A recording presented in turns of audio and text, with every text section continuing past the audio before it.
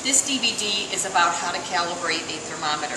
As you've learned, the reason for calibrating a thermometer is to make sure that it's accurate. Even though we assume that the thermometers are accurate, nothing is perfect. And when you're making candy, a difference of 1 or 2 degrees in your thermometer will ruin your candy that you just spent an hour trying to make. So you calibrate the thermometer and adjust the recipe as need be, so that you are taking the food down to the right temperature or bringing it up to the right temperature. There are 2 different ways to calibrate thermometers, and we're going to do the cold method first.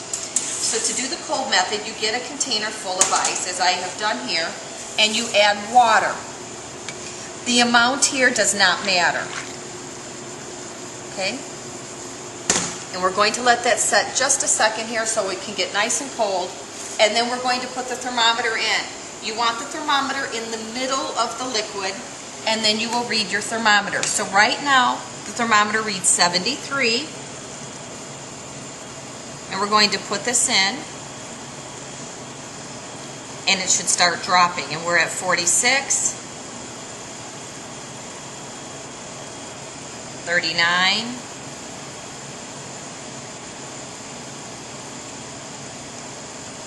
36, 34. This is a very easy test to run on your thermometer, but it's one that's very, very necessary. 32.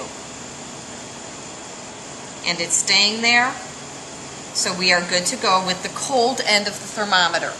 Okay? Now, what you can do at home is you could just take a Sharpie or a little stick or a piece of tape and write on it 32 okay, meaning that at the cold end of things, it measured spot on. Okay? To do the hot water test, you get water boiling.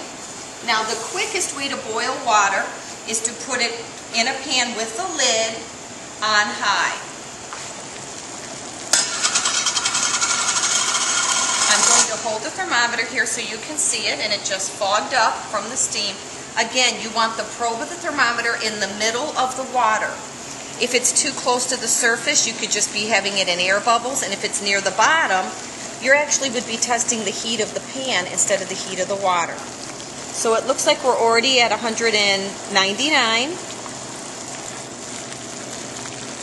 Sorry, 205, 207, 208.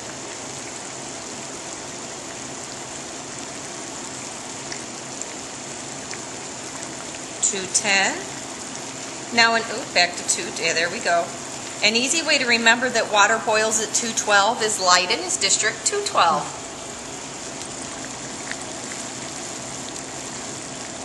All right, we'll leave it here another minute to see if it's going to jump to 212.